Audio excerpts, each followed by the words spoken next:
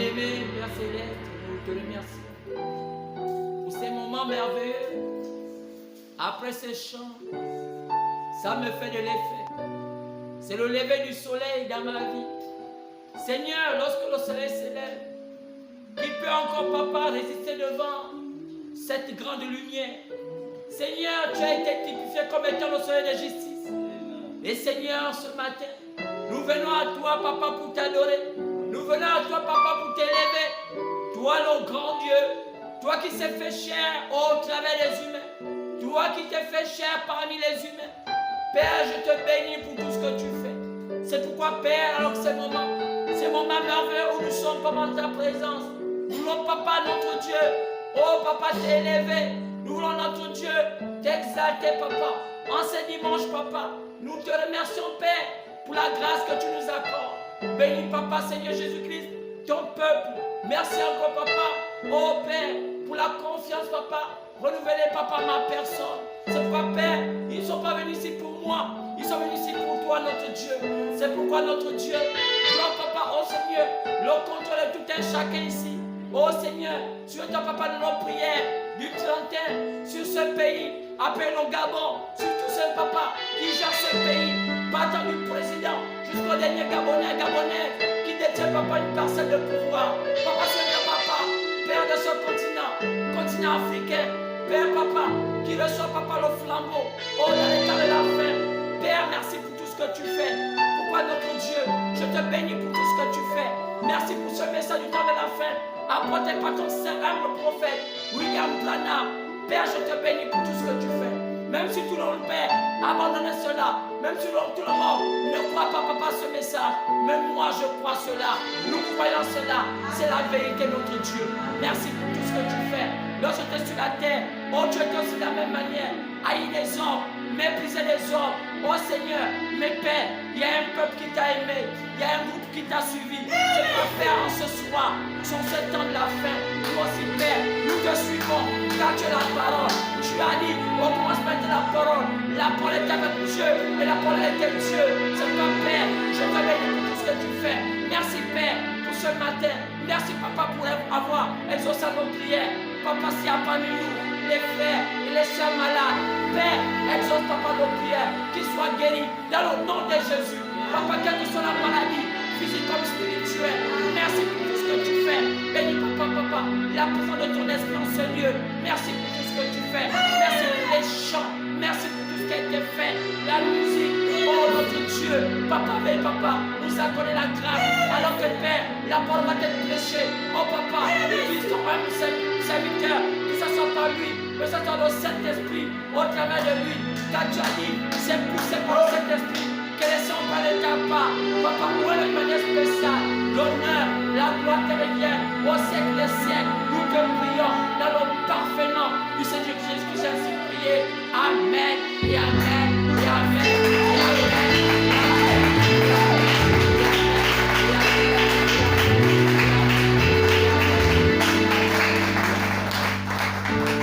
Merci Seigneur.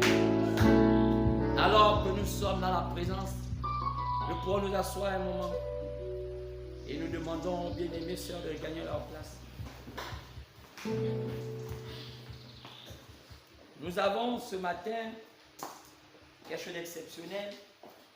Ce que nous voulons chanter, joyeux anniversaire à une jeune petite dame qui a pris quelques années de plus. Alors que nous allons inviter sa maman qui va nous amener cette petite charmante dame. Nous allons chanter joyeux anniversaire. C'est sûr que nous n'aurons peut-être pas prévu quelque chose pour elle, mais je pense qu'individuellement, chacun pourra penser à l'acheter un petit bonbon, à l'acheter un petit gâteau, un petit yaourt, ou sinon un petit paquet de biscuits. Alors nous allons appeler, je crois que c'est notre bien-aimée petite soeur, je crois que c'est Joëlla, c'est ça? C'est Noëlla, oui, et notre soeur, sa maman, la soeur Stella. Alors qui va conduire sa fille ici et qui va l'amener, qui va la faire monter l'estrade sur la côte de Feken, les déserts, la place. Alors sa maman va conduire, Feken va les faire monter à l'estrade. présenter au public notre sœur Noéla. Alors, peut-être qu'elle se sent pas bien. Elle a en face maintenant la caméra. Alors nous allons simplement chanter joyeux anniversaire et puis prier pour cette dame. Et je crois que ça fera du bien. Alors, c'est notre bien-aimée sœur. Elle a pris combien d'années aujourd'hui? Elle a 5 ans aujourd'hui. Elle a l'année de la grâce. Elle va bientôt passer là où elle va maintenant avoir les yeux ouverts. Alors, nous allons chanter joyeux anniversaire pour notre sœur Noéla, c'est ça. Alors, c'est 3 fois. Premièrement, ça va lentement. Deuxièmement, ça va un peu plus vite. Et la troisième fois, ça va plus vite. Alors, nous allons chanter, c'est pour Noéla. Joyeux anniversaire, joyeux anniversaire, joyeux anniversaire, Noéla, joyeux anniversaire, encore, joyeux anniversaire, joyeux anniversaire, joyeux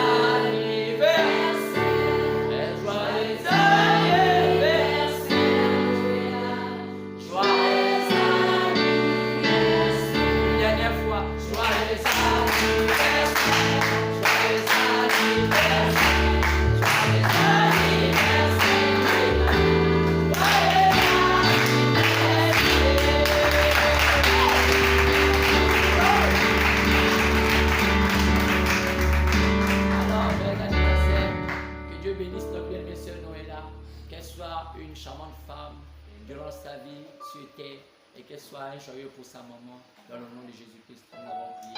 Amen. Alors, merci le Seigneur. Et je sens que Noéla a une petite chaleur. Je vais demander, je crois que la soeur Laetitia, de lui apporter quelques cachets pour refroidir son corps. Elle doit avoir quelques chaleurs. Et c'est pourquoi elle se sentait un peu crispée à la chair et nous sommes reconnaissants à Dieu.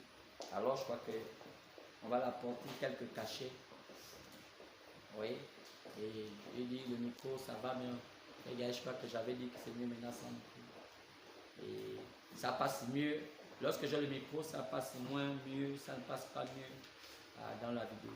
Souvent, quand j'ai le micro, la vidéo, ça grogne et puis les gens ne comprennent pas tout ce que je dis. Alors, nous allons simplement nous lever. Que ceux qui m'écoutent ici, présentement m'excusent. Si le micro n'est pas vraiment, je vais aussi faire passer le message pour ceux qui nous écoutent dans les médias.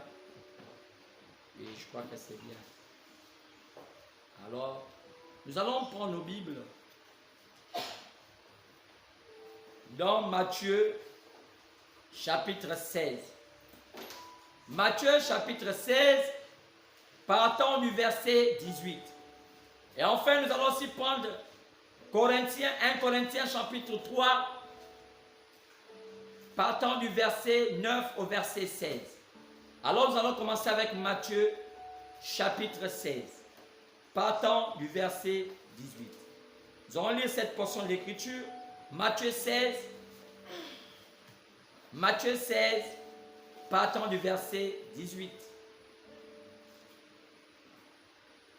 Et moi, je te dis que tu es pierre et que sur cette pierre, je bâtirai mon église. Et que les portes de ce jour des morts ne prévaudront point contre elle. Alors nous allons prendre 1 Corinthiens 3, versets 9 à 16. 1 Corinthiens 3, 9 à 16. Car, comme nous sommes ouvriers avec Dieu, vous êtes le champ de Dieu, l'édifice de Dieu, selon la grâce de Dieu qui m'a été donnée. J'ai posé le fondement comme un sage architecte et un autre bâti dessus. Mais que chacun prenne garde à la manière dont il bâtit dessus. Car personne ne peut poser un autre fondement que celui qui a été posé, à savoir Jésus-Christ. Or, si quelqu'un bâtit sur ce fondement avec de l'or, de l'argent, des pierres précieuses, du bois, du foin, du chaume. L'œuvre de chacun sera manifeste. Car le jour le fera connaître parce qu'elle se révélera dans le feu. Et le feu l'éprouvera ce qu'est l'œuvre de chacun. Si l'œuvre bâtie par chacun sur le fondement subsiste, il recevra une récompense. Si l'œuvre de chacun est consumée, il perdra sa récompense. Pour lui, il sera sauvé, mais comme au travers du feu. Ne savez-vous pas que vous êtes le temple de Dieu et que l'Esprit de Dieu habite en vous? Que le Seigneur bénisse la lecture de sa parole dans le parfait nom du Seigneur Jésus. Ainsi prié. Amen. Amen. Veuillez vous asseoir dans la présence du Seigneur, s'il vous plaît.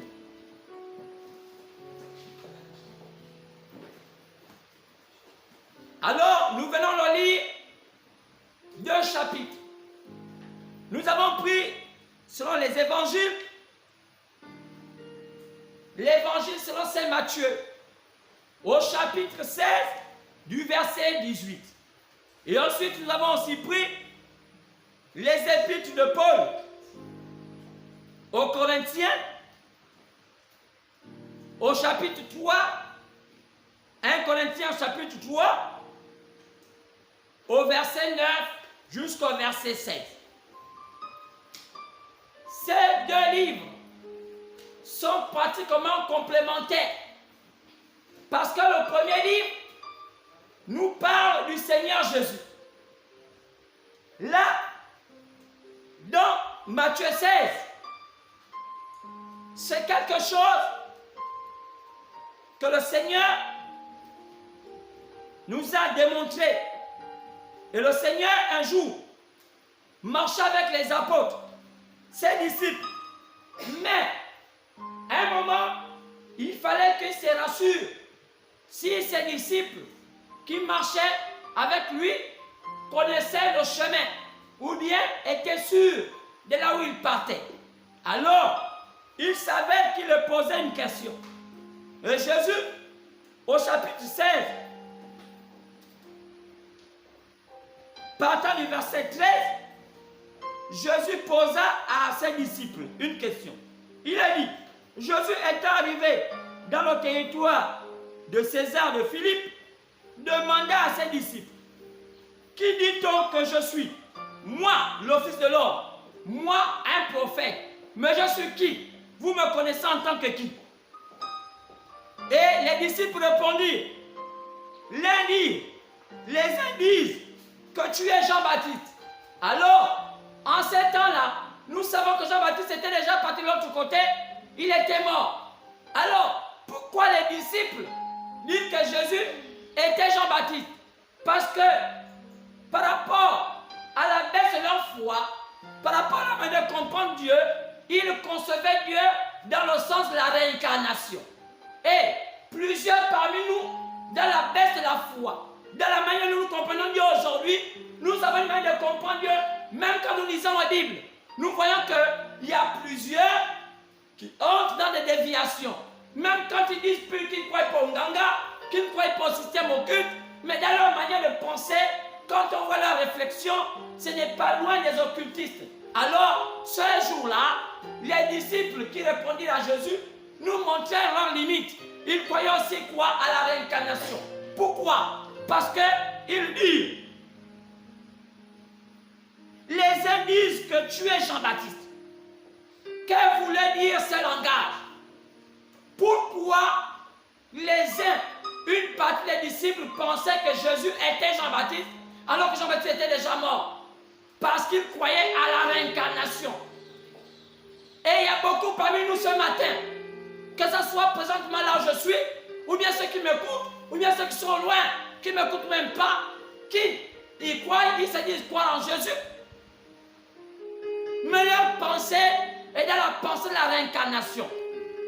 Nous aujourd'hui, lorsque les églises ou les assemblées pensent au retour de Jésus, ils pensent à la réincarnation.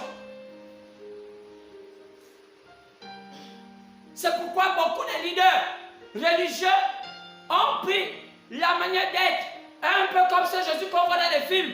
Vous allez voir qu'il y a plusieurs pasteurs qui s'habillent avec des longues robes et qui laissent leur barbe pousser pour que les fidèles puissent croire que c'est le même Jésus qui a réincarné en eux. C'est pour donner la pensée à leurs fidèles, la pensée de la réincarnation. Mais alors que le plan de salut a été soigneusement guidé. Et nous savons que Jésus allait venir d'une manière précise. Car nous savons que Jésus allait occuper 4 fonctions. La première fonction, c'était la fonction qu'il devait être fils d'Abraham. Pourquoi? Parce qu'il était un rejeton d'Abraham. Quand on lit les évangiles selon Matthieu, au chapitre 1, du verset 1, on parle du pédigré de Jésus. Quand je parle du pédigré de Jésus, je parle de sa généalogie. Ça veut dire que dès lors de sa naissance. Et là-dedans, nous voyons que Jésus est issu d'Abraham. C'est pourquoi on qualifie Jésus comme étant fils d'Abraham.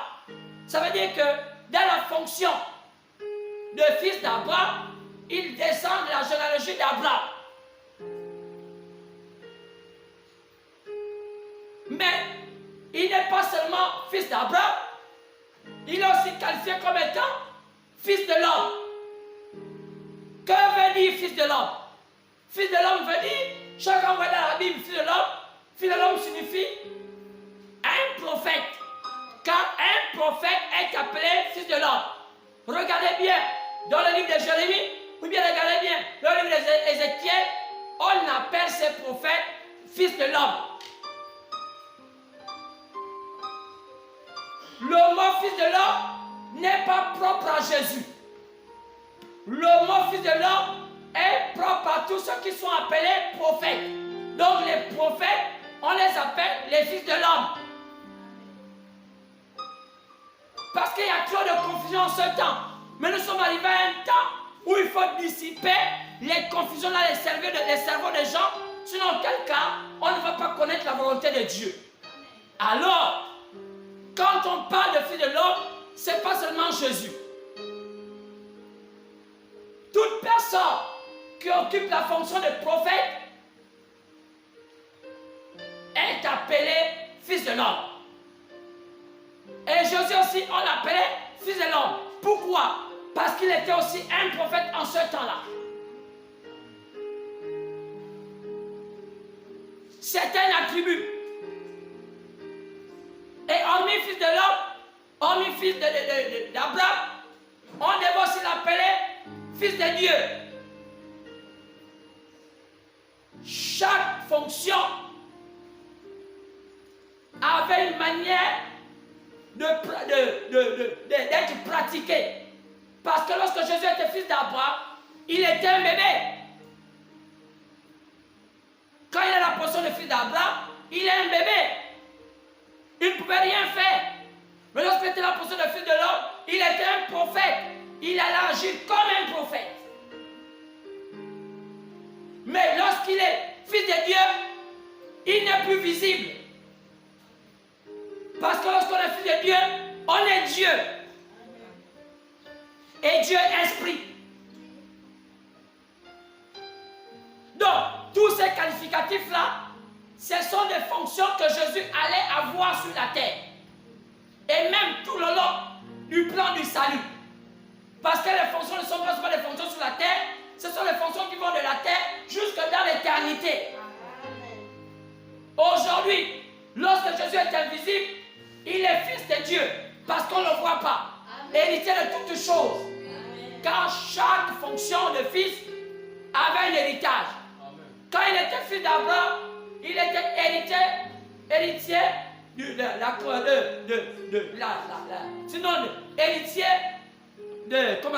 la descendance d'Abraham. Et quand il était fils de l'homme, il était héritier de la terre. Parce que les prophètes, ce sont eux qui sont censés être les garants de la terre.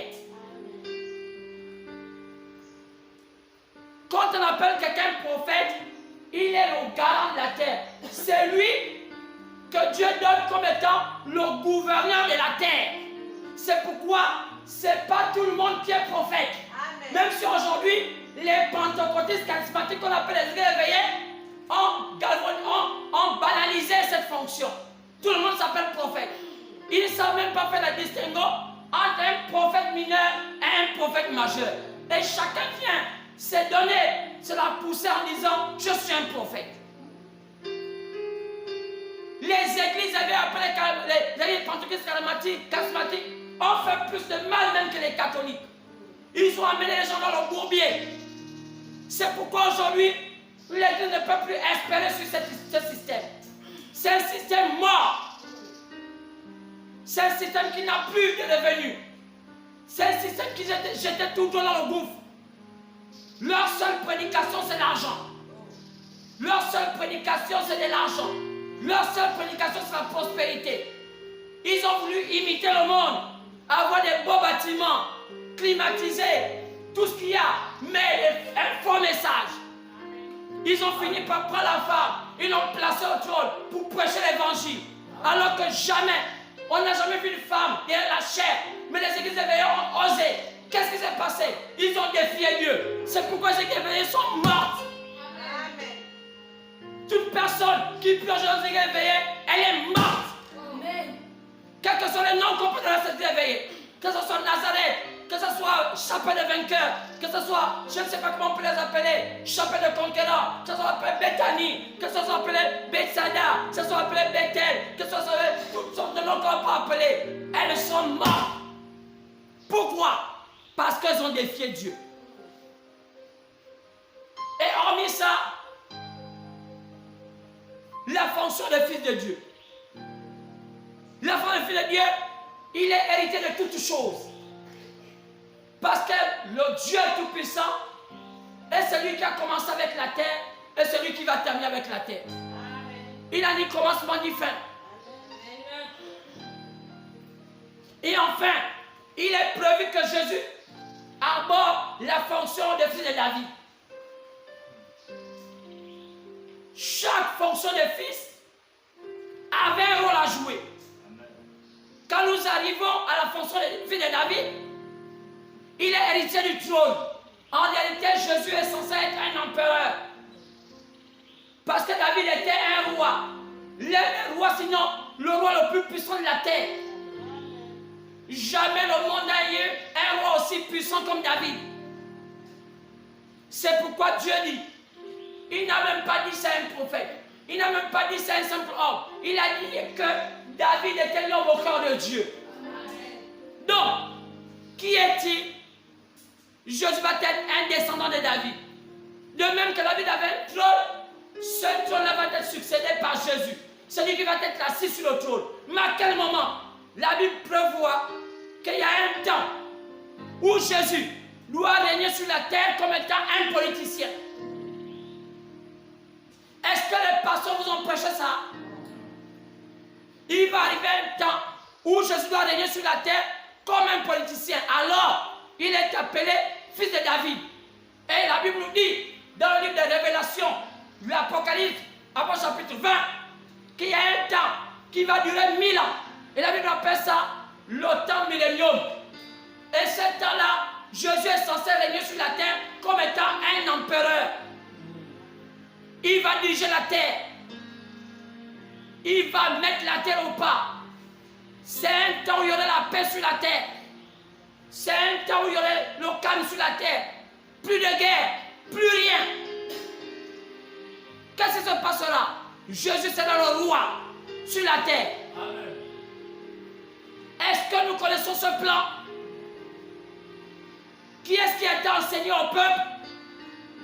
Alors ce matin, je me vois et je me dis que le temps est venu où l'être humain est censé connaître toute la vérité.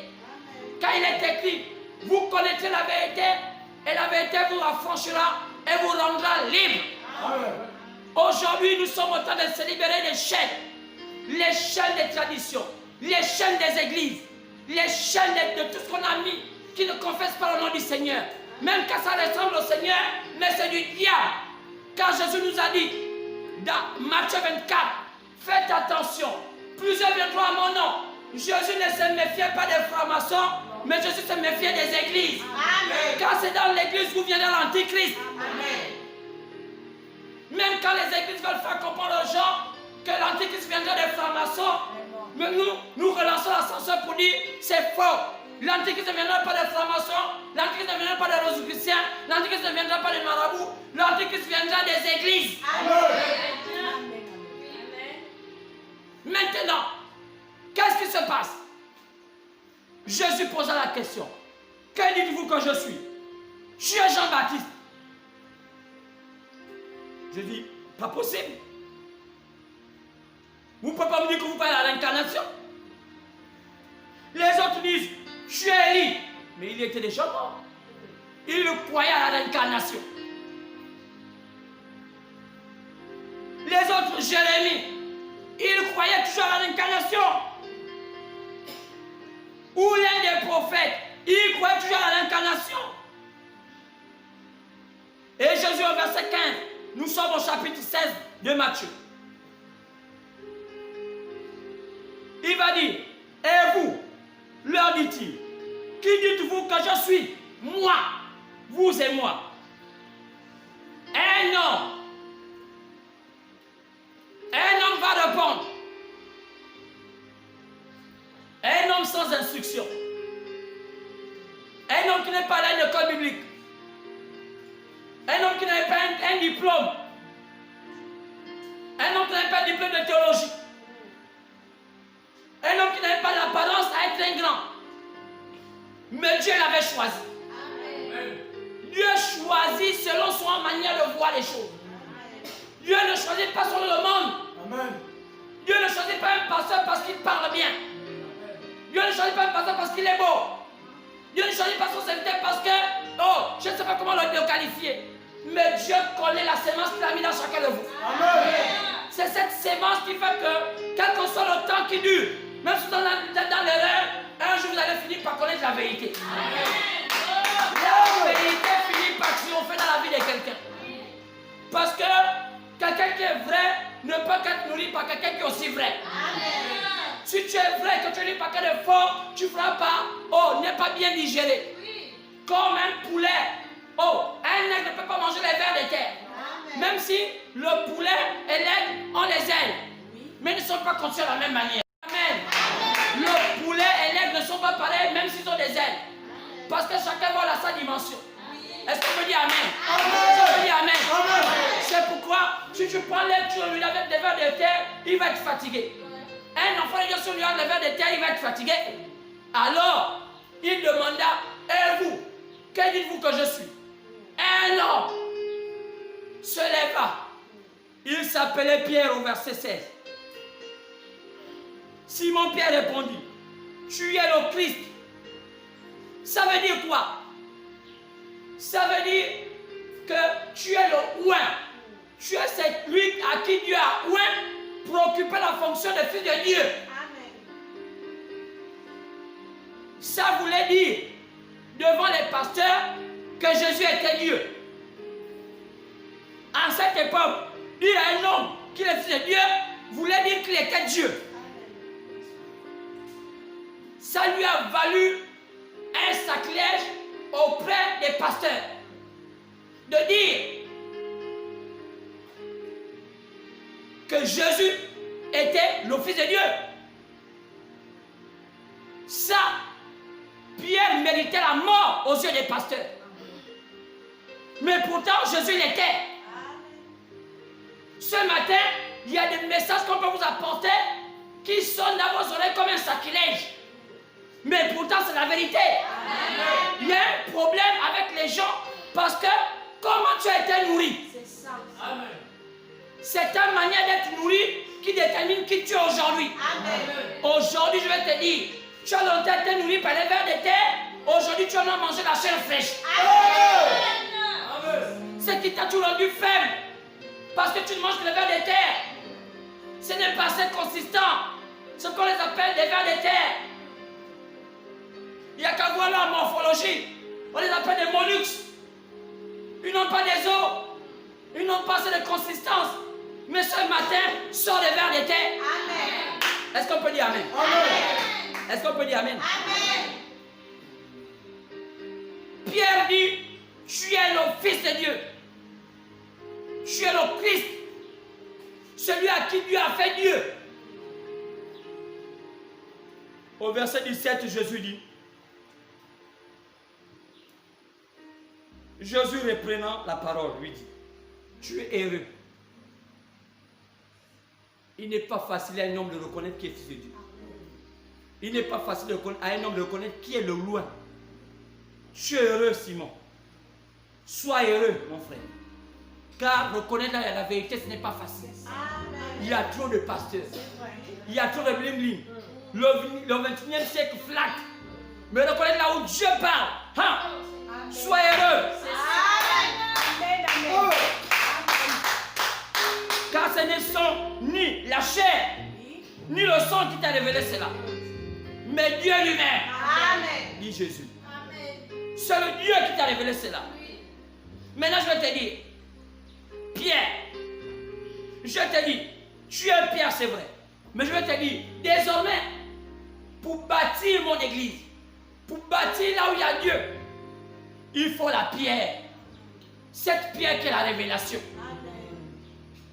Oh, sur cette pierre, j'ai bâti mon église. Car les peuples de ce jour de mort ne profiteront point contre elle.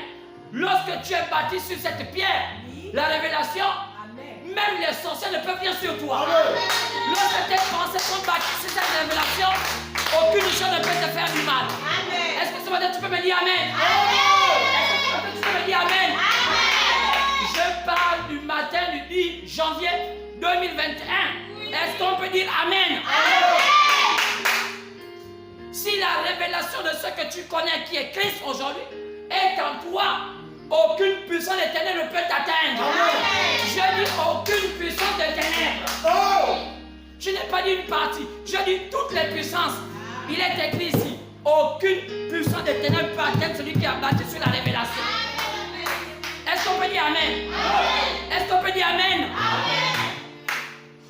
C'est pourquoi l'apôtre Paul a repris. Dans 1 Corinthiens chapitre 3, versets 9 à 16. Il dit, est-ce que vous savez que vous êtes l'édifice de Dieu? Quand je parle d'édifice, Dieu n'a pas dit que vous êtes une maison. Il dit, vous êtes l'édifice. Il veut dire un grand bâtiment pour Dieu. Peut-être que tu te vois petit. L'apôtre Paul dit, vous êtes l'édifice de Dieu. Dieu n'a pas bâti une simple maison. Il a bâti l'édifice. Le monde a bâti des maisons spirituelles.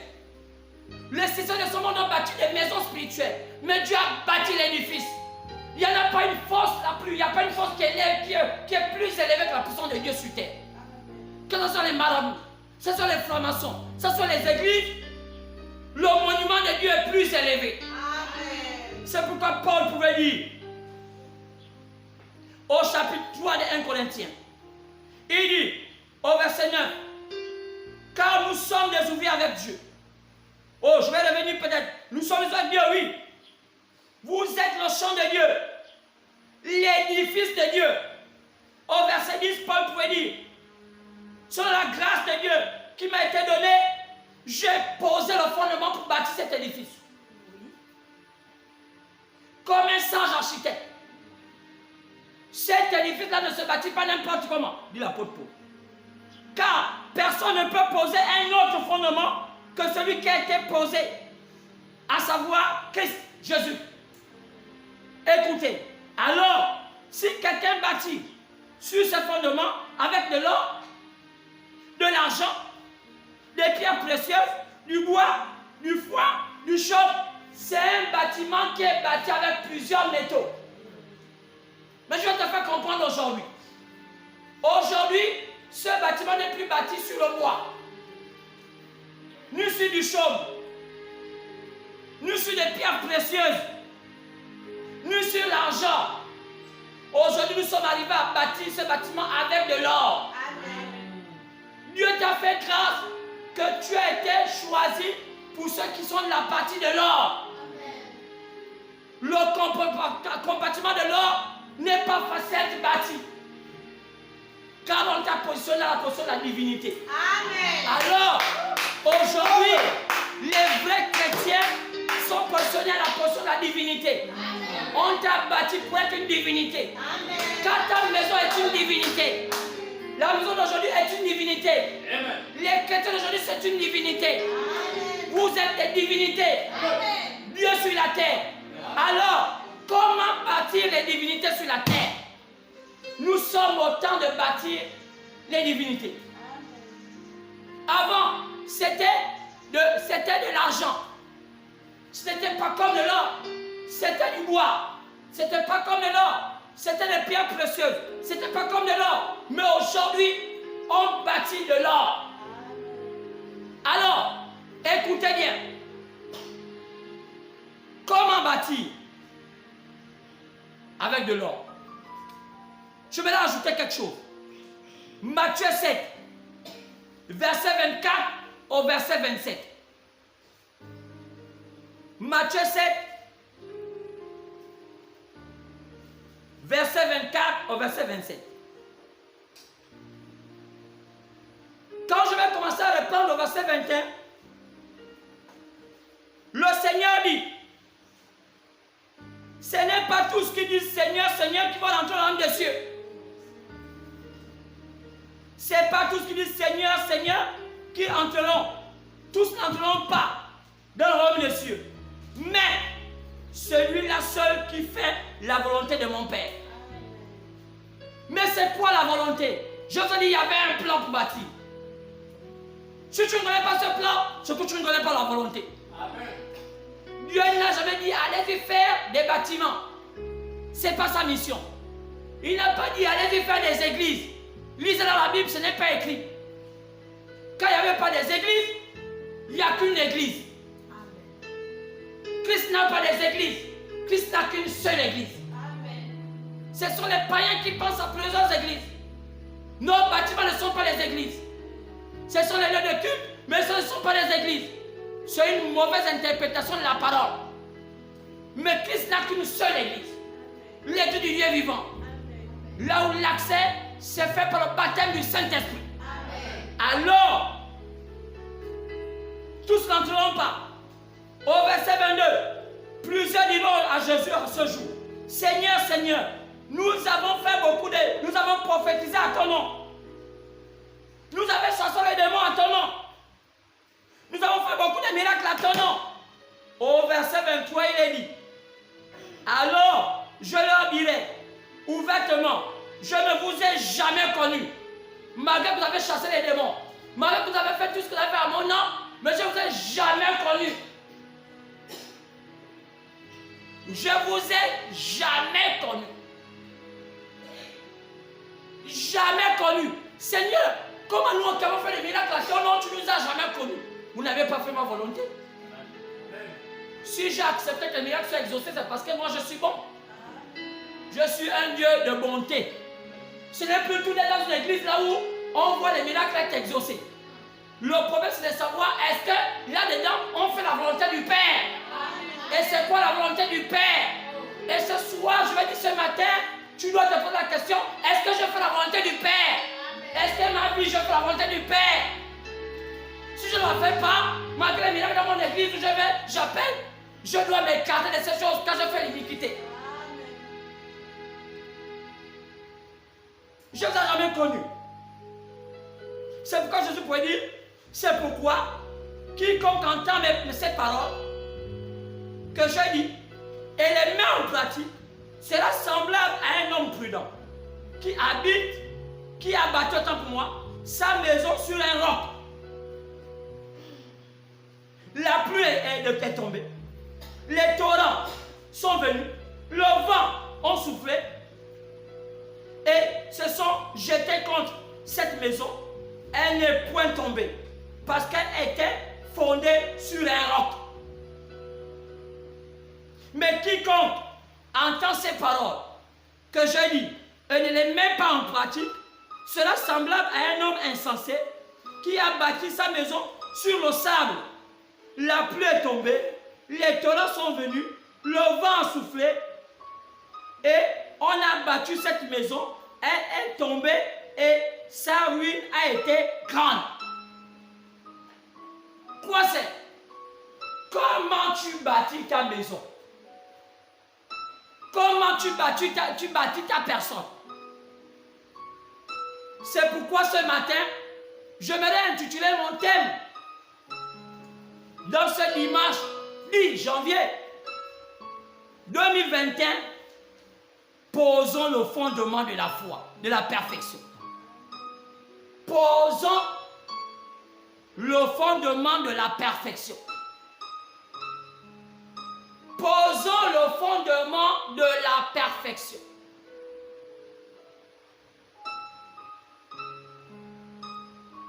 Je parle de ça à un peuple. Un peuple qui se reconnaît. J'ai dit, posons le fondement de la perfection. Pourquoi tu n'as pas dit le fondement de la foi? Pourquoi je n'ai pas dit le fondement de la purification? Pourquoi je n'ai pas dit le fondement de la grâce? Pourquoi je n'ai pas dit le fondement de l'amour? Mais j'ai dit, posons le fondement de la perfection. Pourquoi cela? Parce que nous arrivons à la fin de la construction de la bâtisse. Les derniers métaux qui sont censés être utilisés pour la toiture de la maison de l'Éternel est de l'or. Et quand on parle de l'or, l'or typifie la divinité. Et quand on parle de la divinité, rien n'est parfait que la divinité. Seule la divinité n'est parfaite. Quand la Bible dit, soyez parfaits comme votre Père Céleste est parfait. Matthieu 5, 48. Pourquoi? Parce que nul n'est parfait si ce n'est Dieu. Et si on voit ici qu'on doit bâtir avec de l'or, nous sommes en train de bâtir Dieu. Nous sommes en train de bâtir Dieu sur qui? Sur l'homme. C'est pourquoi Paul pouvait dire, vous êtes le temple de Dieu. Aujourd'hui, Dieu va vous utiliser comme étant sa maison. Vous l'êtes depuis la fondation du monde. Mais la finition de ce bâtiment se fait par de l'or. Alléluia. Avant d'arriver dans l'étymologie du mot fondement, je vais vous montrer un sacrilège. Un sacrilège qui s'est fait dans Matthieu 10.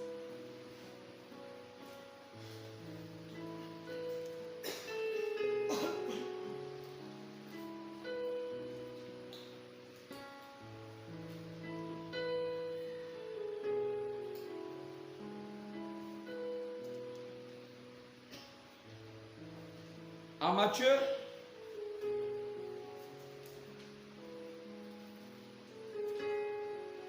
il y a eu un sacrilège qui s'est fait. Je crois que je vais trouver, je crois que c'est Matthieu. Si ce n'est pas le cas, vous allez m'aider. Je crois que c'est Matthieu 10. C'est pas Matthieu 10, c'est Jean 10. Mais c'est un sacrilège. Un sacrilège qui s'est fait et les hommes se sont dit mais c'est pas possible. Comment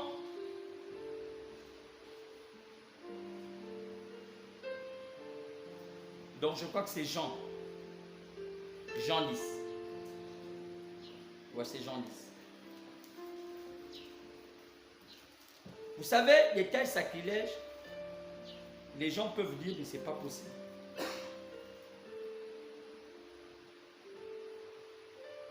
Dans Jean chapitre 10,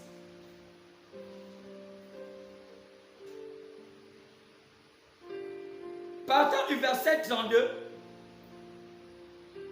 Jésus va dire aux croyants de ce temps-là, ce sont les Juifs, c'était des croyants, qui cherchaient à le tuer.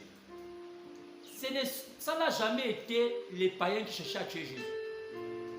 Ça a toujours été les religieux qui ont toujours cherché à tuer Jésus. L'histoire va toujours se répéter. Ce ne sont jamais les religieux chrétiens ni les francs-maçons, ni les marabouts qui cherchent à tuer Jésus. Ce sont les religieux qui ont toujours cherché à tuer Jésus. Car aujourd'hui, Jésus est la parole. Amen. L'histoire est là. Jean 10, partant du verset 32. Jésus leur dit, même à partir du verset 31, alors, même à partir du verset 30, Jésus dit, moi et mon Père, nous sommes un. Jésus dit, moi et mon Père, nous sommes un. Il a dit, lui et Dieu, ils sont un. Donc, celui qui a vu Jésus a vu Dieu. À leur époque, c'était un sacrilège.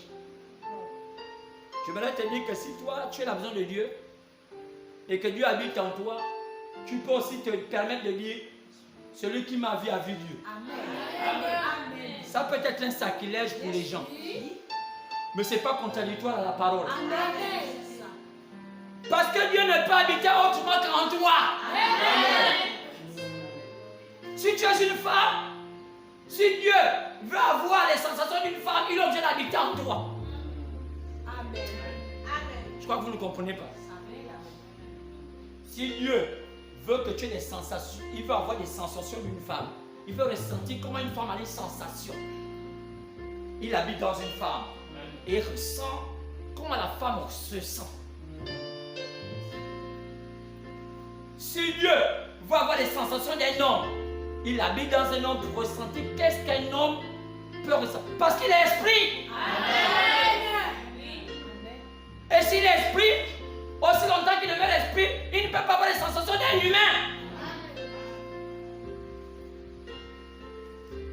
Mais pour qu'il puisse prendre position de ta personne, il faudrait qu'il rentre dans tes douleurs, dans ta souffrance. Alors c'est ça que Jésus a fait en ce temps de la fête. Il n'est pas seulement mort dans la croix. Il est rentré aussi dans nos douleurs. Il connaît ce qu'on endure. Alors Jésus pouvait dire, moi et mon Père nous sommes un. Les pasteurs à cette époque disent au verset 31. Alors les Juifs prirent de nouveau des pierres pour le lapider. Comment tu peux dire que toi qui es humain comme nous, toi et Dieu vous êtes un? Donc ça veut dire que si on ne voit pas Dieu, c'est toi Dieu.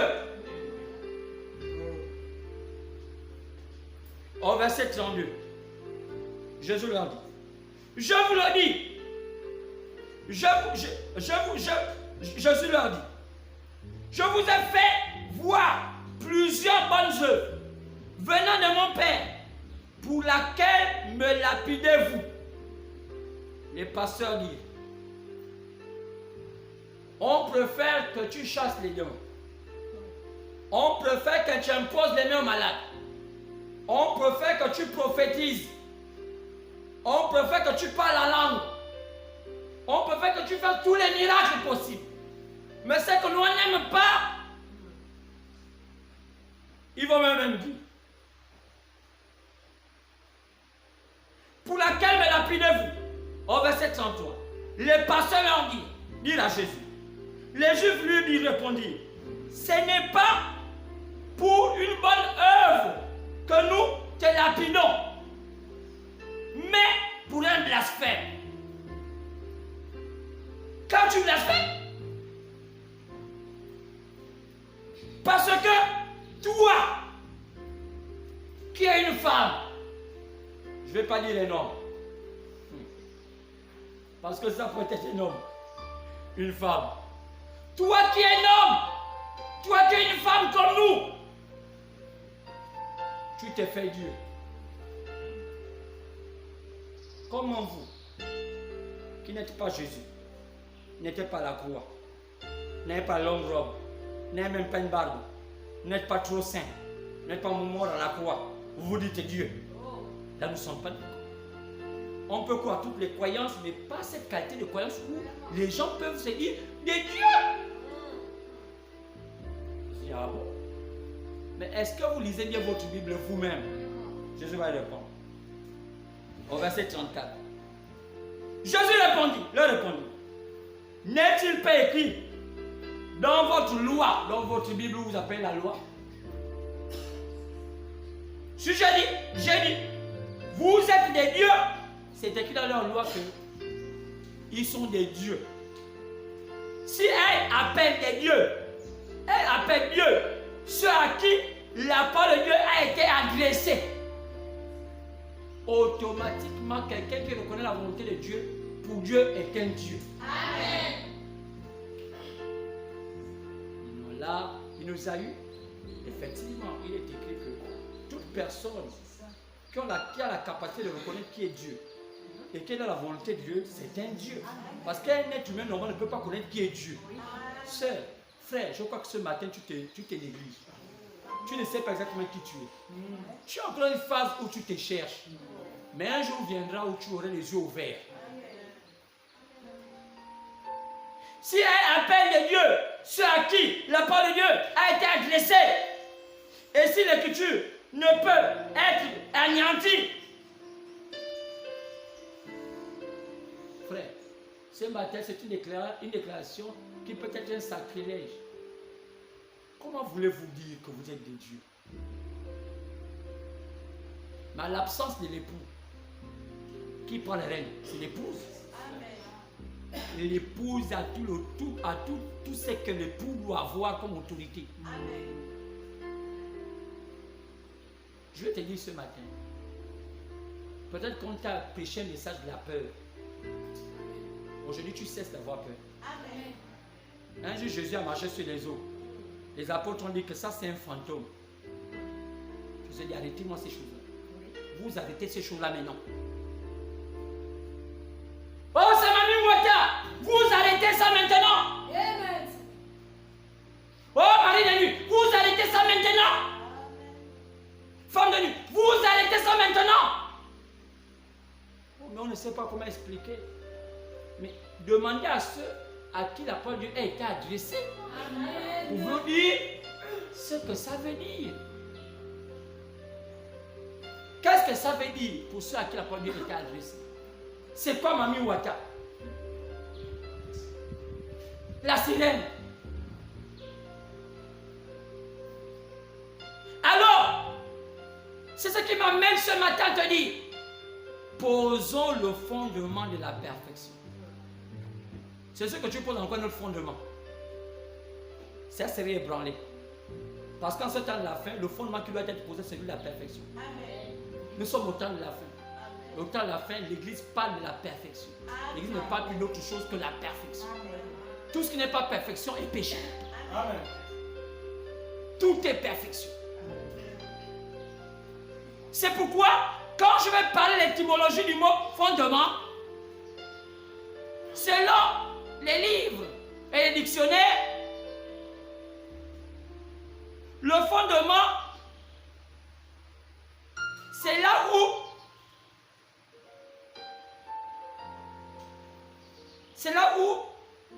s'appuie une bâtisse. C'est là où une bâtisse s'appuie pour prendre des forces. Toute bâtisse prend ses forces du fondement. C'est pourquoi lorsqu'on construit, le fondement est appelé soubassement. Aucune maison ne peut être bâtie sans soubassement. Le soubassement, c'est là où est attachée la maison. Donc, le fondement et le soubassement selon la maison. C'est là où quelque chose, où quelqu'un s'appuie pour puiser ses forces. C'est là où on appelle cela fondement. Par exemple, pour la maison, c'est le soubassement qui fait le fondement. Pour un homme, ce sont ses pieds qui font le fondement. Mais pour le croyant, son fondement, c'est sa foi. Amen. Et quand on parle de la foi, c'est ce que le croyant croit connaître. Qu'est-ce que tu connais? Ce que tu connais, fais de toi ton fondement. Alors, qu'est-ce que tu as appris et qu'est-ce que tu connais? Alors, le fondement nous sert de base dans tout ce que nous faisons. C'est la base de tout être. Pour ce qui concerne les chrétiens, nous tirons nos origines des apôtres. Et eux, ils tirent leurs origines du Seigneur Jésus. Et le Seigneur Jésus est le maître de toutes choses. On a pour modèle, lui il a pour modèle Israël. Parce que Israël, c'est lui qui l'a bâti.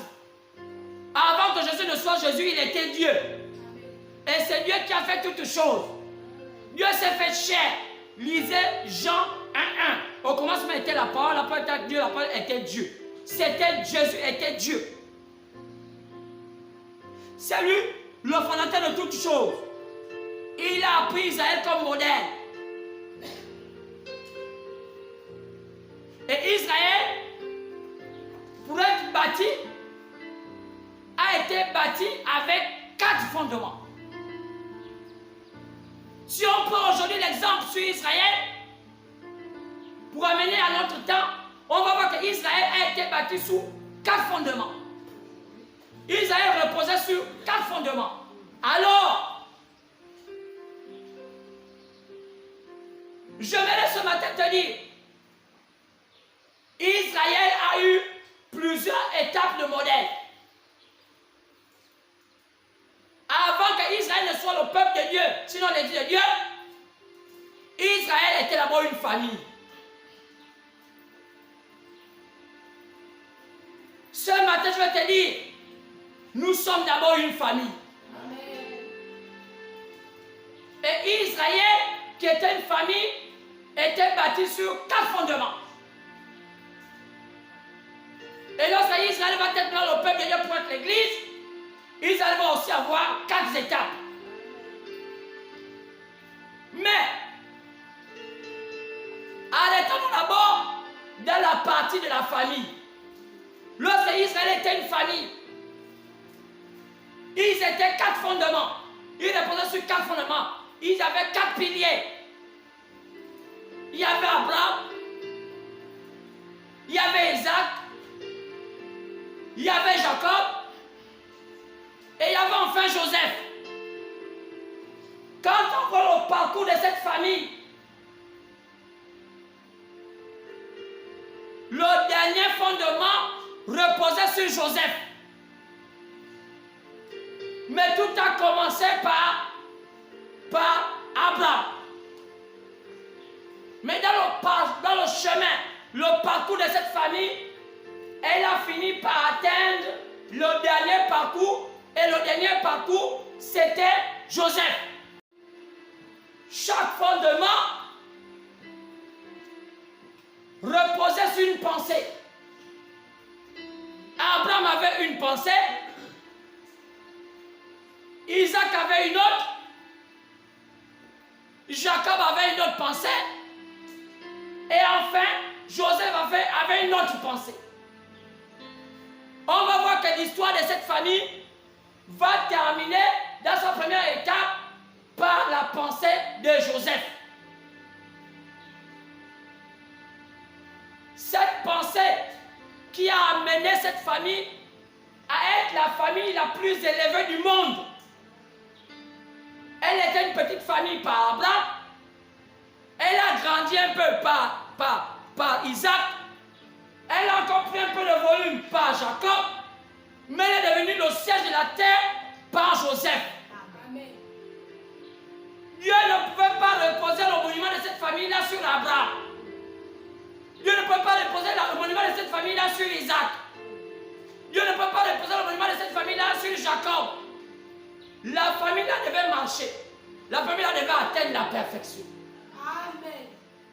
Parce que si Dieu disait à Abraham de devenir pharaon, sur la conception d'Abraham, il a dit c'est pas possible.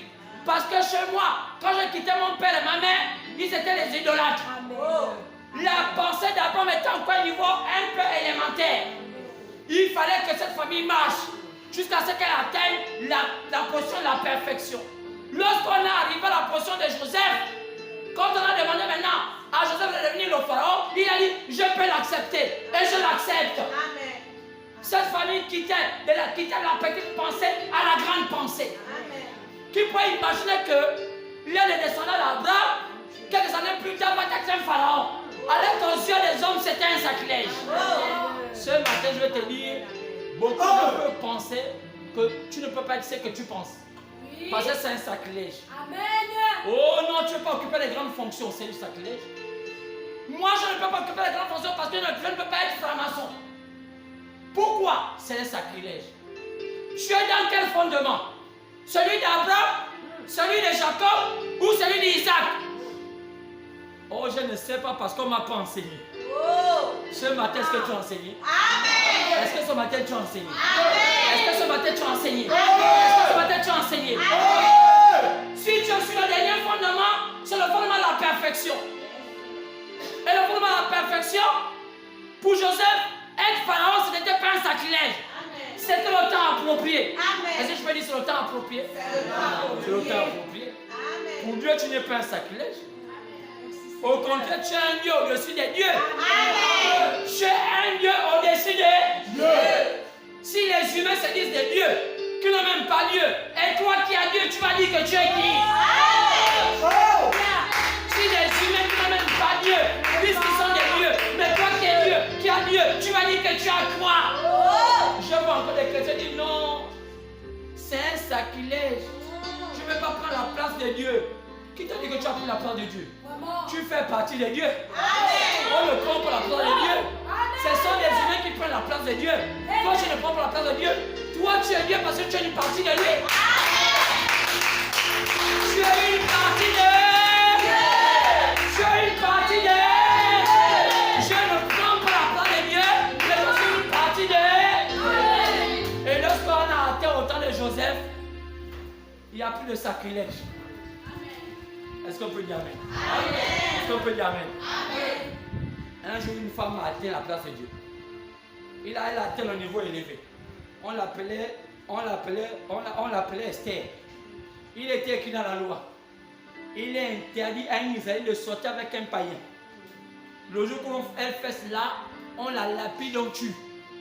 Mais on était arrivé à un stade où on était au temps, comme en ce temps de lumière, en ce temps de perfection, en leur époque. On dit que la seule solution c'est Esther. Avancer c'est la mort. Reculer c'est la mort. Amen. On dit maintenant Israël on vous tue tous. Vous devez nous dire la vérité. Il est dit que ce royaume-là appartient aux païens, mais vous êtes venus comme des hommes imposteurs, on va vous tuer. Les pasteurs regardent à gauche, ils n'ont vu personne. À droite, ils n'ont vu personne. Mais Dieu avait une solution. Amen. Quand les gens n'auront pas de solution, Dieu est là. Vous ne comprenez pas ça. C'est un peu de votre mental. Où se trouve votre cerveau? Où est-ce que vous avez placé le fondement de votre cerveau? Et Esther, on l'a dit. Esther boudait. Je ne parle pas. Dit tu parles de force. Le bonheur, c'est force. Amen. Amen. Ce matin, je vais te dire que le bonheur, c'est force. Le bonheur est forcé. Amen. J'ai vu une publicité où un homme l'a imposé de changer de voiture. Il avait sa vieille Tof-Tof et on a mis une nouvelle voiture. Et il ne voulait pas. Et on l'a soulevé. Il dit, oh, il était déjà habitué à ses odeurs de sa voiture. Ils l'ont forcé à mettre dans son smoking, donc une belle veste.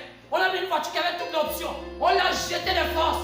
Et quand il a regardé un moment, il s'est levé pour dire, attends, mon Dieu, ma vieille voiture, je t'ai habitué. Quand il a quand même regardé les bonnes odeurs dans la nouvelle voiture, il dit, on dirait que c'était la vérité quand même. Ce matin, tu vas dire, on dirait un peu la vérité. J'étais déjà habitué dans mes mauvaises odeurs. Que Dieu me force d'être dans le bon. Que ce matin, on te force d'être dans le bon. Amen. Tu dois quitter la portion d'Abraham, la portion d'Isaac, la portion de Jacob, près de la portion de Joseph. Amen. La portion de Joseph, on sort des sacrilèges. Amen. Quand tu atteins la perfection, les sacrilèges n'existent plus. Amen. Est-ce que tu peux me dire Amen? Amen. Dis-moi Amen. Amen. Alors, si je sors des sacrilèges, ils avaient 4 fondements. Et c'était Joseph le dernier. Qui était Joseph? Oh, frère, on a reçu un message au temps de la fin. J'ai dit que Israël a eu une partie famille, une partie église. On va aussi vous dire quelque chose. Les élus au temps de la fin, l'épouse a eu aussi une partie famille et une partie église. Amen. Maintenant, je vais vous expliquer. Acte chapitre 15, partant du verset 13, Dieu nous dit. Il dit, lorsque Jésus a regardé Israël, il a dit, ils ne sont pas dignes de porter le nom de l'épouse. Ils vont rester les frères de Jésus. Car c'est parmi les païens que je vais choisir mes élus. C'est parmi les Gabonais, c'est parmi les Congolais, les Tchadiens, les Centrafricains, les Français, les Anglais, les Américains, que je vais choisir mes élus. Acte 15, 13 à 14. Et Dieu a mis les âges de l'Église. Le temps pour les choisir. Il a choisi 7 temps. Après chapitre 2, après chapitre 3. Et il a typifié 7 temps en âge. Et il y avait des noms. Chaque nom était significatif. Il y avait Éphèse, il y avait Smyrne, il y avait Pergame, il y avait Thyatire, il y avait Sardes, il y avait Philadelphie et il y avait la Odyssée. La Odyssée, c'était le dernier temps du choix des élus. Même si les personnes ne connaissent pas ça. Oui. Les élus ne se sont pas choisis dans les églises. Non. Les élus ont été choisis par les messagers que Dieu a mis sur le chemin des âges. Amen. Et dans ces messagers-là, il y avait eu 7. Il y avait Paul, il y avait Irénée, il y avait Colomban, il y avait plutôt Martin, il y avait Colomban, il y avait Luther, il y avait John Wesley, il y avait William Marion Branham. Ce sont les 7 personnes à qui Dieu a donné l'onction, l'autorisation de choisir les élus sur la terre. Amen. À part ces 7 personnes-là, personne ne peut choisir les élus. Amen. Ils choisissaient les élus par le message que Dieu les avait donné. C'est écrit dans la Bible. Après le chapitre 2, après le chapitre 3. Et puis aux 7 messagers, pas aux églises. Le message des élus se faisait par ces 7 personnes. Si toi tu crois à un message en dehors de ces 7 messagers, tu es en dehors du plan de Dieu. Tu es en dehors de la volonté de Dieu. Tu adores le diable. Et au temps de la fin, on nous a donné un dernier. La bâtisse était là. Maintenant, on arrive à la fin. On a dit qu'il y a un livre qui doit être ouvert et lu. Et on a commencé à le lire. Daniel 12, 4 dit, ce livre doit être ouvert au temps de la fin. Après chapitre 5, on voit ce livre entre les mains de Dieu, assis sur le trône. On dit personne ne pouvait prendre ce livre ni le regarder, à part Jésus. C'est quand Jésus a quitté la croix. Il est mort. Il est ressuscité pour aller chercher le livre là. Est-ce qu'on peut dire amen? Amen. Il a quitté la fonction de fils de l'homme pour prendre la fonction de fils de Dieu parce qu'il était invisible. C'est un chemin de la marche invisible qui devait aller prendre le livre. Et on voit là, dans chapitre 5, comment il va pour le livre. Lisez dans chapitre 5. L'agneau va vers celui qui est assis sur le trône. Donne-moi le livre. Et on lui donne le livre. Et il revient sur la terre. Quand il revient sur la terre, les églises l'attendent comme un humain. On dit, il y a un signe qui va l'accompagner. Le signe qui l'accompagne quand il est parti, c'est le même signe qui va l'accompagner quand il va revenir. Quel est le signe qui l'accompagne quand il est parti? C'était une nuée. Acte chapitre 1, pendant le Seigneur, il fut dérobé par une nuée, il revenait de la même manière. C'est pourquoi il dit, lorsque vous allez revoir la même nuée, dites qu'il est là sur la terre. Et on a vu le 28 février, une nuée, la même nuée qu'il avait apparu lorsqu'il était parti. Descendre sur la terre, cette fois-ci où? Aux États-Unis. Est-ce que c'est écrit que la nuée ne va pas aux États-Unis? Oui. Acte Matthieu 24, verset 27. Quand l'éclair partait de l'Orient en Israël, la lumière partait de l'Orient donc à Israël, l'Est, pour se monter en Occident, l'Amérique. Donc, la même lieu que la lumière d'Israël, on va la voir en Amérique. Amen. Et là, on a vu un homme. Il s'appelait William Marion Branham. On l'a testé. Jésus a dit, selon Luc, chapitre 17, partant du verset 26 au verset 30, Ce qui s'est passé au temps de l'autre va se répéter au temps de la fin. Qu'est-ce qui s'était passé à ce temps-là? Ce temps-là arrivé à Abraham et l'autre. Quel événement qu'ils ont eu à ce temps-là? Ils ont eu l'invitation de 3 personnes. Qui étaient ces 3 personnes? Il y avait une personne qui aimait discerner les pensées du cœur des gens. Celui qui avait dit à Sarah, Sarah, tu vas avoir un enfant. Ça veut dire qu'il y avait 3 messagers. Et il y a aussi au temps de la fin 3 messagers qui ont marqué le temps de l'histoire du christianisme. Et on a vu au 20e siècle 3 messagers qui ont marqué le christianisme. Il y avait un homme appelé William Branham, Oral Roberts, Billy Graham. Maintenant, voyons parmi les 3 qui identifiait celui qui descendait les pensées de cœur. Le seul des 3 qui fait ça s'appelait William Branham. Donc si on remplace X par sa valeur, celui qui était au titre de celui qui avait dit à Sarah, tu vas avoir un enfant, c'était William Branham.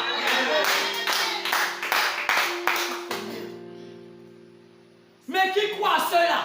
Qui croit à celui qui disait les pensées que moi? Amen, amen. Donc tu fais partie de ceux de Sarah.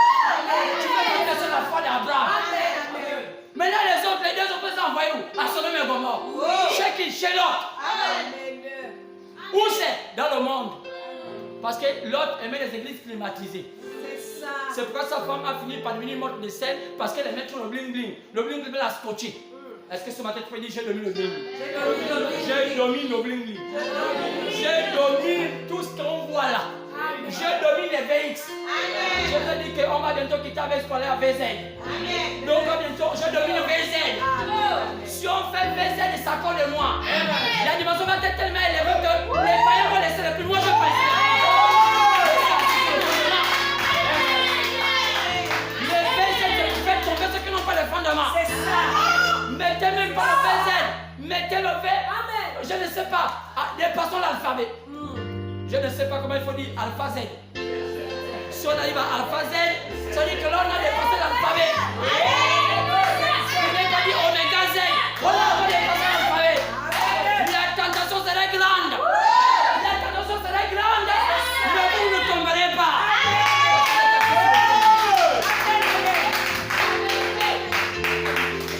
On a reconnu celui qui disait les pensées de cœur.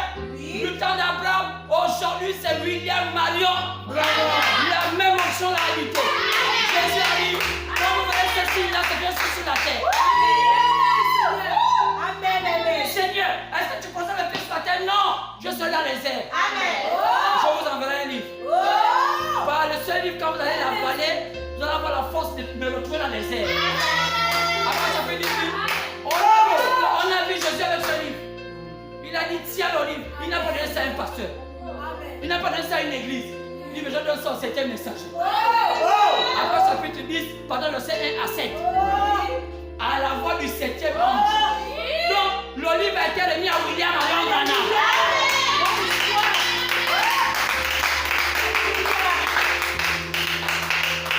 Tout comme tu vas avoir un livre pour aller auprès du message de William Branham et prendre le livre.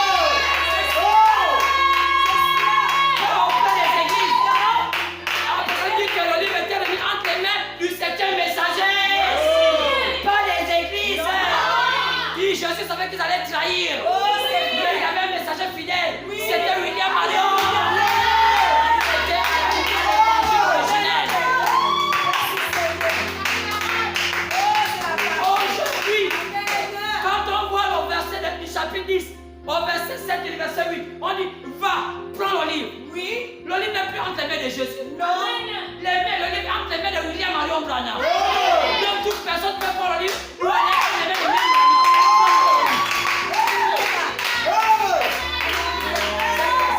Ça ne se donne plus par les mains. Non. Quand Jésus a donné ce livre-là par la bouche. Oui.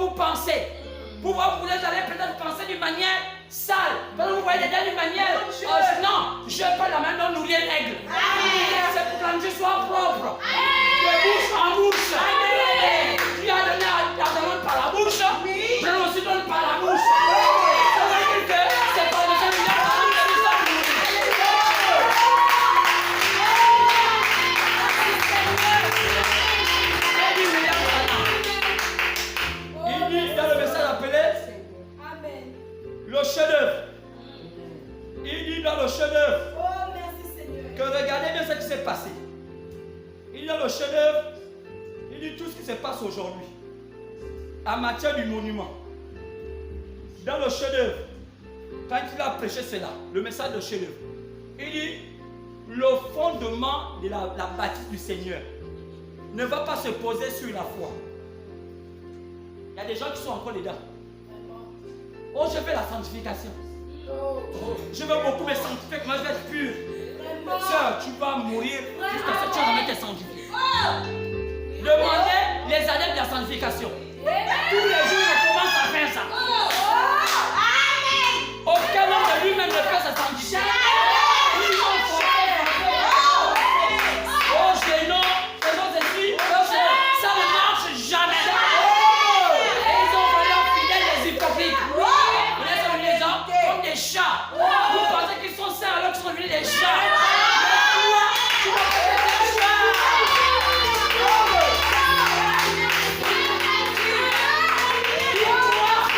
Où est posé ton fondement? Je te dirai comment tu ne vas plus pécher. Je te dirai comment tu ne vas plus pécher. Le problème, c'est le premier là où tu es posé dans le fondement. Est-ce que ton fondement est sur Abraham? Moi aujourd'hui, mon fondement est sur Joseph.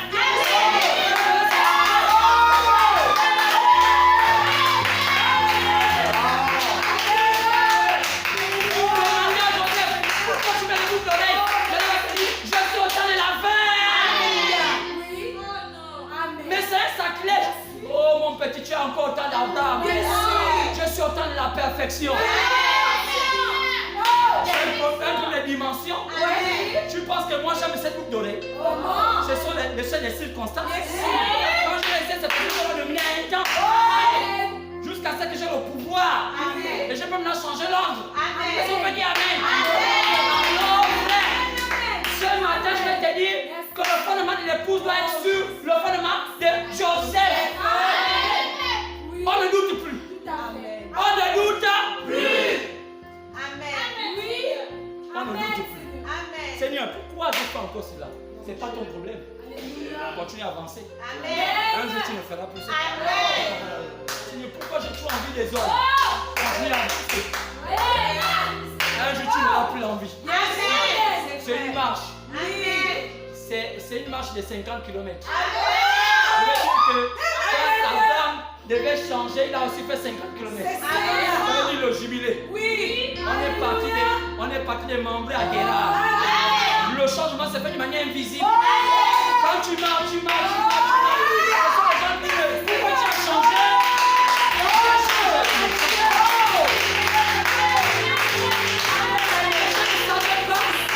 Ma marche m'a fait changer. Ta marche te fera changer. N'écoute pas ce que les gens disent, marche toujours. Continue à marcher et tu ne finiras pas changer. Dis-moi seulement ce que tu manges, tu ne finiras pas changer. Parce que vous devenez ce que vous mangez. Est-ce que vous pouvez dire Amen? Amen. William Branham va terminer pour dire le chef-d'œuvre. Page 14 et à la page 15. Il dit, le monument de l'église va être posé où? Écoutez bien. Maintenant, regardez bien. Un chef-d'œuvre est toujours placé sur un fondement. Je veux dire qu'il y a une œuvre achevée. Nous sommes arrivés à une œuvre achevée. L'église ne doit plus douter.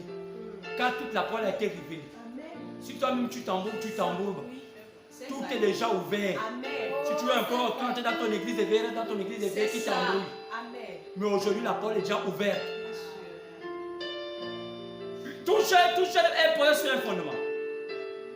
Une sculpture. Le monument de Michel-Ange. Moïse est sur une plaque de marbre de 3 à 4 pieds. Oui, monsieur. Il a un fondement. Donc, Dieu, quand il a préparé ce chef-d'œuvre, il l'a posé sur le fondement des patriarches. Ce qu'il disait. Mais qui est notre patriarche aujourd'hui? William Marion Branham. C'est lui. On est parti de Luther. c'était un niveau bas. Amen. On est monté jusqu'au temps de John Wesley, un niveau encore plus haut mais bas. On est arrivé au temps Pentecôte, un niveau encore élevé mais bas. Mais on arrive au temps de William Marion. Le chef-d'œuvre est maintenant prêt. Oui, monsieur. Donc, Dieu, quand il a préparé ce chef-d'œuvre, il a posé sur le fondement des patriarches. Le fondement des patriarches, d'abord c'était Abraham. Après c'était Isaac. Après c'était Jacob. Ensuite c'était Joseph. Ils étaient 4. Alors Abraham, là, il était un fondement de la foi. Abraham, tout pour lui, c'était par la foi. Mais pas la foi parfaite. Une fois encore, parfois des calculs. Mais la foi parfaite ne faillit jamais. Amen. Lui, c'était la foi. Oui, Abraham, c'était par la foi. Disons qu'il avait 4 fondements Dieu. Le fondement de la foi, c'était Abraham. Le fondement de l'amour. Oh non, j'aime bien, tu sais. J'ai pitié de l'autre. Tu sais, vraiment parfois un moment, on doit avoir le caractère. Un moment, la pitié doit disparaître. Amen. Si la pitié continue dans ta vie, tu vas continuer à échouer. Car un homme, à un moment, doit avoir du caractère. Les gens qui ont toujours réussi ont toujours le caractère. Sans caractère, on ne réussit pas. Le caractère n'est pas un don. C'est une préparation. Dieu ne donne pas le caractère. Il te fait un caractère. Est-ce que tu peux avoir un caractère? Amen. Ton oui soit oui, non, non. Après, c'était l'amour. Qui c'est? C'était Jacob. C'était l'amour. Ensuite, on devait tomber. Non, c'était Isaac l'amour. Après, on devait tomber à Jacob. Mais Jacob, c'était quoi? La grâce. Tout pour lui, c'était Dieu va faire un jour. Bon, on ne sait jamais. Bon, on ne sait pas, Dieu va faire. J'attends encore. Mais aujourd'hui, nous ne sommes plus Dieu va faire. J'attends encore. J'agis. C'était Jacob, la grâce. La grâce de Dieu envers Jacob. Tout le monde sait ça. Mais en Joseph se trouvait la perfection. C'est là-dessus qu'il a pu poser le monument. Pas sur le premier fondement de la foi, non. Pas sur l'amour, non. Pas sur la grâce, non. Mais Dieu, quand il veut poser la dernière place pour son église, c'est sur la perfection. Amen. Tout doit être parfait. Je vois d'une manière parfaite. Je marche d'une manière parfaite. Je parle d'une manière parfaite. Je communique d'une manière parfaite. Tout ce que je fais autour de moi d'une manière parfaite. Je m'habille d'une manière parfaite. Est-ce qu'on peut dire amen? Le monument est posé sur la perfection. Joseph. Si on parle de la perfection, regardons Joseph. La nature de la vie de Joseph, c'était la manière dont il pensait. Vous voyez, vous ne pouvez que penser comment vous êtes. Vous ne pouvez que rêver ce que vous pensez. Vous pensez qui? Vous êtes qui? Si tu penses que tu es défaitiste, tu vas toujours être défaitiste. Mais aujourd'hui, tu penses que tu es qui? Je suis perfection. Quand même dans le songe, dans un rêve, je vois qu'il y a des imperfections, je dois m'arranger parce que ma nature est perfection. Quand je ris, sans qu'il y ait la perfection dedans, je dois m'arranger dans mon rire parce que je dois rire perfection. Quand je prépare, les gens qui appellent la perfection, je dois préparer perfection. Mes amis, quand je sais que quelqu'un appelle la perfection, je dois. Là où je prie, quand je sais qu'il n'y a pas de perfection, je dois influencer la perfection à l'aide dedans. Amen. Mes amis doivent m'accompagner. Tous ceux qui ne sont pas là, dans la perfection, ils doivent s'éloigner de moi. Amen. Ce matin, tu prends une résolution. Amen. De poser les bases. Amen. Poser le fondement. Tu as eu trop de concessions. Amen. Oh non, tu sais, je n'aime pas. Même mes parents. Oh. Tous ceux qui ne sont pas avec moi dans la perfection, on ne peut pas marcher ensemble. Amen. Amen. Il me retarde le temps. Amen. Joseph était arrivé à la fin. vous allez voir que tout le reste est obligé de le suivre. Le reste vont finir par te suivre. Amen. Quand tu as la perfection, les gens sont obligés de te suivre. Parce que c'est la dernière dimension de Dieu. C'est la perfection. La deuxième étape d'Israël, après être une famille, quand eux aussi sont atteints la perfection, vous savez ce qu'ils ont fait? Parce que quand ils étaient une famille, pour atteindre la perfection, il fallait qu'ils atteignent Joseph. Maintenant, quand ils vont devenir une église, quand ils ont atteint la perfection, qu'est-ce qu'ils ont fait? Ils sont aussi passés par la foi. La foi, c'était pas quoi? Ils ont reçu des persécutions parce qu'ils étaient esclaves. Après, ils devaient quitter l'esclavage. C'était par la foi. Mais ce n'était pas fini la marche. Ils ont traversé la mer Rouge. C'était l'engagement avec Dieu comme tu prends ton baptême. C'est sûr que tu prends tes baptêmes, tu en as déjà pris plusieurs, mais Dieu ne reconnaît pas ça. Parce qu'il n'y a qu'un seul vrai baptême. Amen. Il y a une manière de le donner. Amen. Il faut qu'on te positionne. Amen. Que tu regardes vers l'Orient.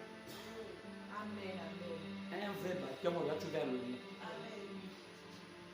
Il faut une procédure. On ne fait pas les cours de baptême.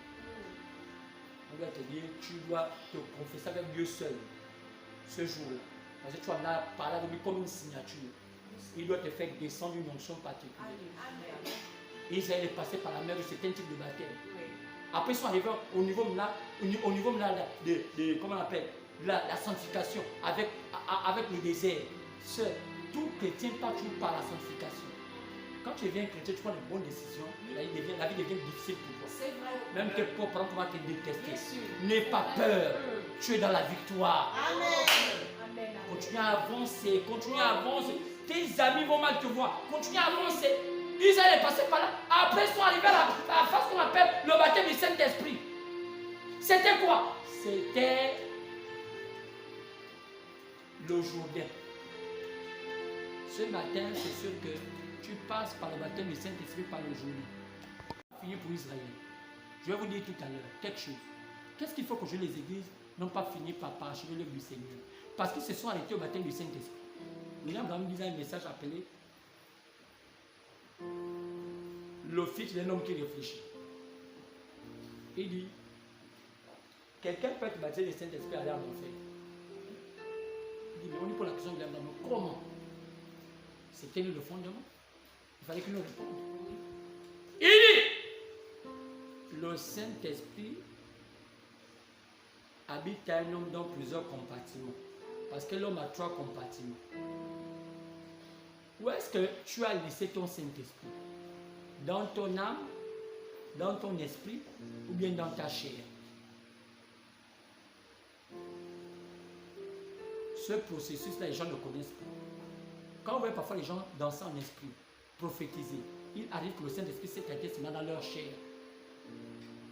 Leur âme, Satan habite. C'est faisable. C'est pourquoi Jésus disait que plusieurs viendront en mon nom et je ne vais pas les reconnaître. Pourquoi? Parce que leur âme habite Satan et leur chair habite le Saint-Esprit. Est-ce qu'on peut dire amen?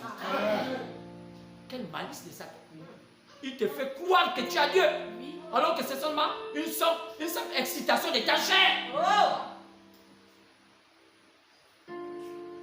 Tu es baptisé du Saint-Esprit à ta chair, mais ton âme, Satan y habite. C'est pourquoi ce processus est fait jusqu'à la fin. Il quitte la chair, il rentre dans l'esprit, et il finit par atteindre l'âme. C'est quand le Saint-Esprit est dans l'âme que tu peux dormir. Alors il y a eu une traversée du Jourdain. Est-ce que la Bible ne dit pas que quand ils ont traversé le Jourdain, ils ont continué par pécher? Si. Et pourtant, la traversée du Jourdain faisait qu'ils étaient baptisés du Saint-Esprit. Mais ils ont continué à pécher. Mais pourquoi ils n'ont pas cessé de pécher? Parce qu'il manquait une chose. Il y a eu 4 fondements. Il va aussi avoir 4 étapes.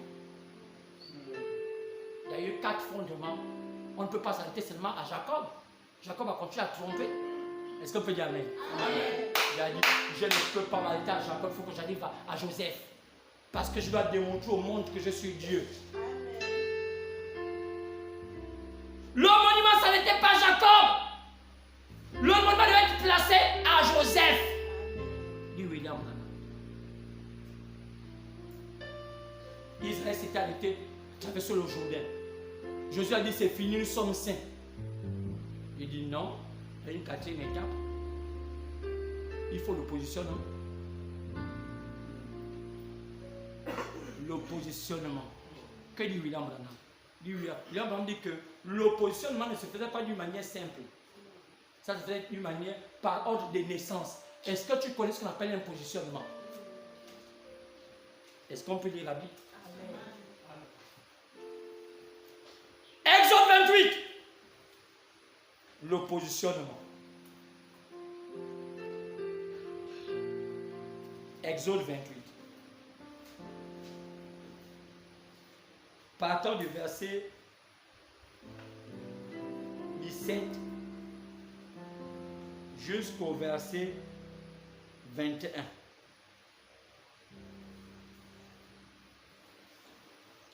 Même à partir du verset 16. Lorsque tu feras le pectoral d'Aaron, le sacrificateur, tu vas faire ça selon l'ordre de naissance de chaque enfant d'Israël. Au verset 16, ce sera carré, le double en pas, le longueur et tout cela. Au verset 17, tu en chasseras une garniture de pierre. Chaque pierre va représenter chaque enfant d'Israël. Au verset 17, tu mettras ces pierres-là. Il y aura une rangée qui va avoir 3 pierres. Une sardoine, une topaz, une émeraude. Notre rangée va avoir 3 pierres. Il va avoir une sarkebou, une saphir, un diamant. L'autre rangée va avoir 3 pierres. Une opale, une agate, une améthyste. L'autre rangée va avoir 3 pierres. 4 rangées. Une chrysolite, une onyx, une jaspe. Ces pierres seront enchâssées dans leur monture d'or. Pas d'argent. D'or. Pas d'argent. D'or. Il y en aura 12 d'après le nom des fils d'Israël. Ils seront gravés comme un cachet, chacun avec le nom l'une des 12 tribus. Quoi? Chaque être humain, quand on arrive à ce stade, l'épouse est censée écouter le message de l'adoption. Le message de l'adoption, c'est la 4e étape dans le plan du salut.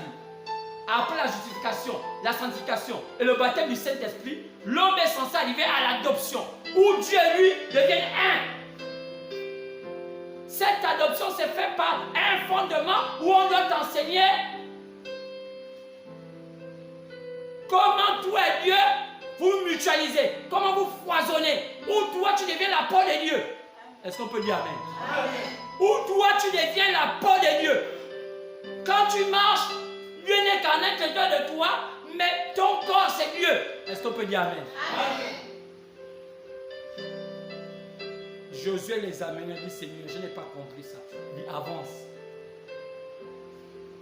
William Branham dit, dans le message appelé le serpent écrasé, prêché le 11 juin 1961. Il dit, quand Josué les avait positionnés,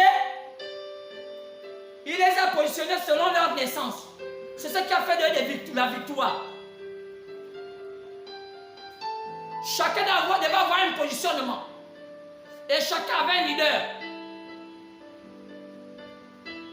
Au sud, le leader c'était Ruben. Au nord, le leader c'était Dan.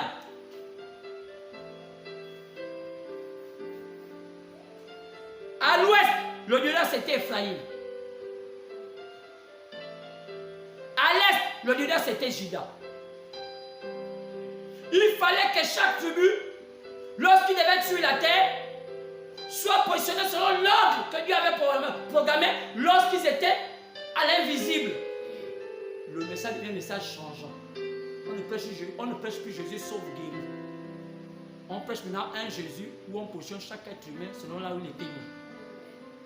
Connais-tu où Dieu t'avait mis avant que tu sois dans le ventre de ta mère?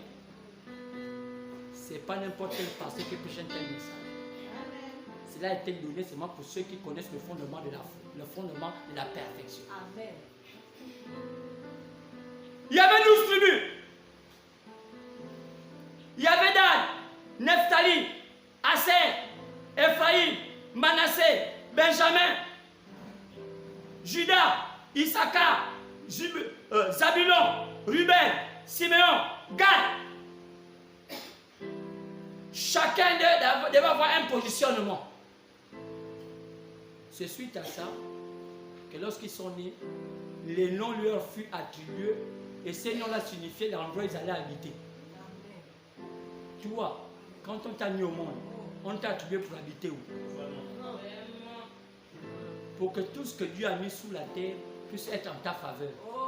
Parce que là où on avait programmé que tu dois être, il y a des choses qui ont été plantées pour amener une onction en toi pour que tu puisses penser positivement. Est-ce qu'on peut dire Amen? Amen. Est-ce qu'on peut dire Amen? Amen. Est-ce qu'on peut dire Amen? Amen. Pourquoi lorsque je suis né, il est né seulement à Bethléem? Vraiment. Parce que ce qui a été mis à Bethléem faisait en sorte que ce qui était en lui devait se réveiller. Amen.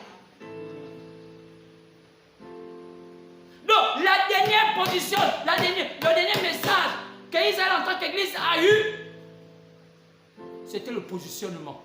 C'est ce qui avait terminé le ministère de Jésus. Et il positionna chacun d'eux selon l'ordre de leur naissance. C'est ce qui a valu que Judas, qui n'était pas grande chose, même pas reconnu, lorsqu'on l'a mis à l'est, il a eu les pensées de planter maintenant le blé. Le blé n'était qu'une herbe qu'on ne connaissait même pas bien. Il a commencé à dire, bon, je vais faire cette herbe-là, je pense que cette herbe-là va donner un fruit qu'on va appeler le blé. Quand il a commencé à planter, l'herbe a poussé. Il a commencé à voir des choses pousser. Il a appelé ça blé. On va appeler ça le blé. Et le blé a commencé à donner. Quand toutes les tribus du monde, toutes les tribus de la terre avaient faim, seul le blé poussait quand il y avait des temps difficiles. Et tout le monde courait chez Judas pour acheter le blé. Il devient l'homme le plus riche. Quoi? Il était positionné là où Dieu avait programmé pour que tout ce qu'il demande puisse avoir le jour. Est-ce que ce matin, tu connais ça? Oh, Jésus est mort à la croix. Il n'est pas seulement mort à la croix. C'est ça. Il est mort pour renouveler ton intelligence. Amen, amen. Parce que quand on arrive à la perfection, on n'est plus au temps de sacrilège. Tu vas marcher avec des francs-maçons. Tu vas marcher avec des marabouts. Mais tu seras vainqueur. Amen. William Branham a prêché, vous avez appelé la parole faite chair. Je n'ai pas le temps de vous lire. Il a fini par marcher avec les hommes les plus bizarres du monde. On a dit, mais tu es un prophète, mais tu n'es pas un prophète. Il dit, je suis dans la portion de la parole faite chair. La divinité de Dieu. Oui. Il a marché avec le roi Farouk. Un homme qui avait 5 femmes. Il épousait, il jetait, il épousait, il jetait. Selon les Écritures, c'était pas normal. Comment tu as acheté les femmes comme les pains? Tu achètes les femmes comme le pain. La femme dit que c'était un homme bizarre. Mais pouvez-vous changer le destin d'un démon? Non. Un démon, c'est un démon. Bien sûr. Mais on a dit que ce démon a été mis là pour te bénir. Oh. Veux-tu chasser un démon qui est là pour te bénir? Amen, amen. Il Farouk me fait tellement rire. Oh. Mais pourquoi Farouk ne croit pas au Seigneur? Il n'a pas été destiné pour croire au Seigneur. C'est ça. Mais pourquoi tu es là? Je suis un Dieu qui marche à côté d'un démon. Pour que le démon essaie d'avoir la faveur et lui autant qu'il est sur la terre. Quand il est là où il va en enfer. Oh! Ce matin, ce message t'appartient. Amen. Amen. Tu dois poser ton fondement dans le fondement de la perfection. Alléluia. Le temps est venu où tes idées changent. Nous allons arriver à un temps où tout est éclairé.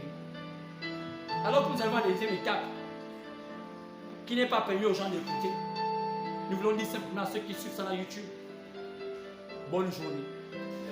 Amen. Que Dieu vous bénisse. Oui. Soyez bénis de la journée pour le peu que vous avez pris.